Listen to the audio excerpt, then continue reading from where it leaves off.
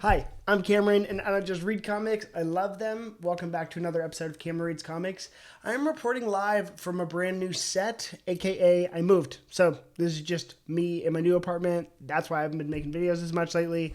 Getting settled, figuring it all out, but we're here now. On today's episode, we are just going to be talking about books that I set off to get in 2022 and whether or not I got them. And then I want to talk about some of the books that I want for 2023. First, the books that I got.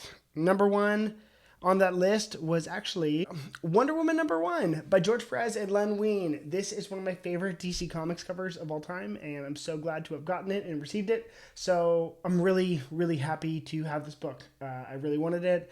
Unfortunately, I got it so I can send it to a George Perez CGC signing, and that CGC signing didn't go through. So rest in peace to the great George Perez, but I have this book. I'll probably send it in for a CGC Blue Label one of these days. So yeah, I'm really glad I have it. Anyways, I want to say too that these were all CGC books that I wanted, but now I'm not really worried about CGC because a lot of these books I just got raw because they're a lot cheaper, and then I can send them in to grade myself. So there we go. If I don't get them CGC graded, then I got them raw, and I'm happy because I can usually get them for a better deal.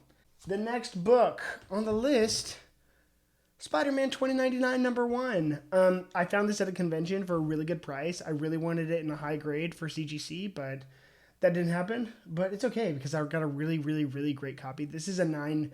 They said on the label it's 9.4 plus. It looks a little bit nicer than that to me. So hopefully they undersold it and I can get a good grade, at least a 9.6 for this book. But I always wanted this book. I think it's going to skyrocket after Into the Spider-Verse, or Across the Spider-Verse, that's coming out later this year. So I finally got this book that I really wanted. Really glad to have gotten it. Now for the big ticket books that I wanted. The first one I set out to get, it's actually been a holy grail issue of mine for a long, long, long time. I was able to get it. I don't know how I was able to get it, but I did. I pulled it off. I bought it on a whim at a convention. Green Arrow #76, one of the most famous DC comics of all time, written by Dennis O'Neil, art by Neil Adams, the infamous cover. This is the Hard Traveling Heroes run start. I got this issue. I think I wanted it for around $400. I was willing to pay that much for it. I think I got this for about $225, which is raw. It's not the best copy in the world. It's clean-ish. I'd say it's at least like a 5, which is better than I think the most I could afford that book in was like a 4. So a 5 raw, that's okay with me for CGC. We'll get it submitted sometime in the future. Maybe not today, maybe not tomorrow, but eventually. It's one of my favorite issues of all time. I'm just glad to have it at all. And because it was that good of a year for me in comic book hunting and finding, I got 2 more issues from this run that were really the 3. There's one more issue that I want, but I got these 2 issues together for a deal at LA Comic Con, and it is, boom. This should go like this. There we go. This is, I believe, issues 84 and 85. 85 and 86.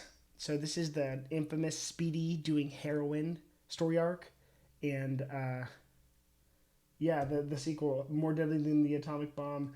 Both of these issues are some of the best in DC Comics history, and so to be able to score them at all, I'm on a cloud.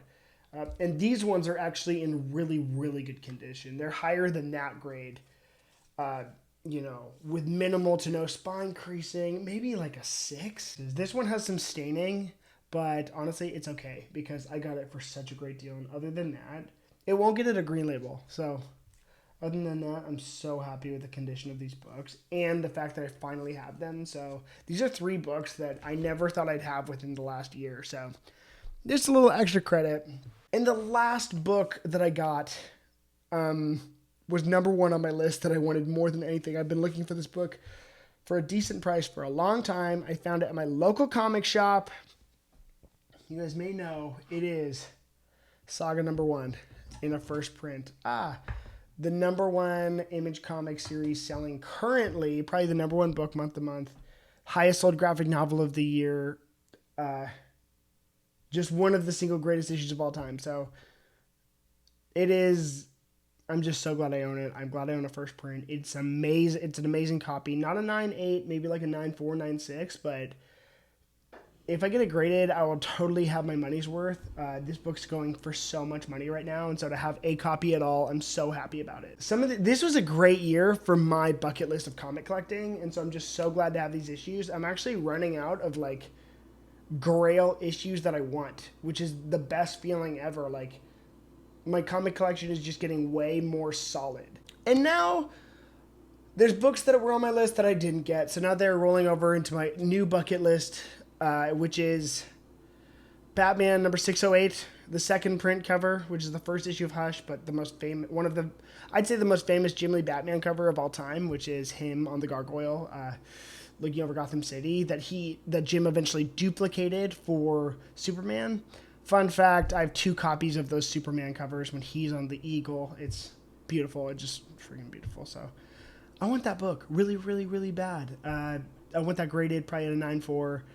And then the next book I want from the collection is Ultimate Spider-Man #1. One of my single favorite issues of all time. I want that book more. Just one of my favorite series. I want it signed by Bendis and Bagley, and I want it. That's an expensive book. That's like a $600 book. So hopefully I can get it this year. I'll be on the hunt for it. And now that I'm kind of like done buying a lot of these, and I'm actually going to be selling a lot of my books, hopefully I can afford some of those major keys. Now, the new additions to my list. So this is my 2023 comic book bucket list. Number 1, the last issue from the Green Lantern Green Arrow series that I want, which is Green Lantern number 87. It's the issue right after these. That is the first John Stewart.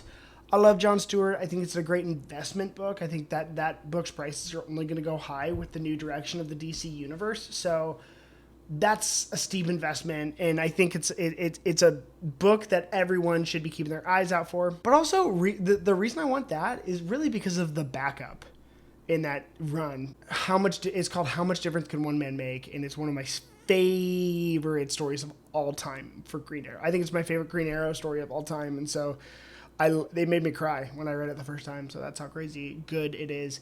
But yeah, I really, really, really want that issue. Next on the list, Mr. Miracle #1, not by Jack Kirby. If you guys know my collection, I already have that book.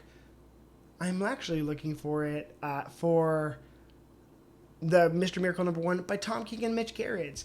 I have this book in the third print copy, which is a Mitch Gerads cover, and it's beautiful, and I love it. But I want that book in the first print cover, the Nick Darrington cover. And it's a pretty affordable key. I'd love it in a 9.8 because it's not a first appearance of anyone really, not a major key, but I want it, and I think that's good enough reason to ask for it. So Mr. Miracle #1, that's probably going to be, if I get it raw, $20. But then graded is probably at least $150, which I'd be willing to pay for that book. I think a 9.8 in that book should be about $150. As much as I'm willing to pay, shoot. Next book I would like is one I thought about for a while, and it is Batman number 655. For those that know, that is the first appearance of Damian Wayne. That is not a book that I thought I'd want, but within the last year, I found myself being a huge Damian Wayne Robin fan. And so, you know what? I want a Damian Wayne first appearance. I think that's an affordable key these days. I also think it's a great investment because I don't think that character is going anywhere. He's a little bit too much fun to write right now. He just had a great solo series by Josh Williamson, so I want that book. Now, my next book is actually 2 books.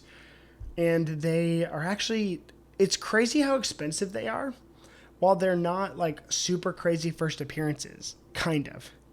And that is Batgirl Adventures #1, which is just a great single issue of comics, a classic Paul Dini, Bruce Timm Batgirl story with a very famous cover of Batgirl from the animated series splash page on the front, which I just read that issue recently, and it's a perfect comic book, and I just love, love, love it. And then there's a sequel cover to that, which is the cover to Superman Adventures 21, but the cover will tell you is Supergirl Adventures. So it's the first, I guess, first comic book appearance of the animated Supergirl from Superman the Animated Series. it's just some really classic, beautiful Bruce Timm art doing exactly what he does best. And I really want those because I really love Bruce Timm, and those are two of the most influential adaptations of characters in my entire comic book history. So those are pretty expensive issues, but for a decent copy raw, it's about $100, I think, for each.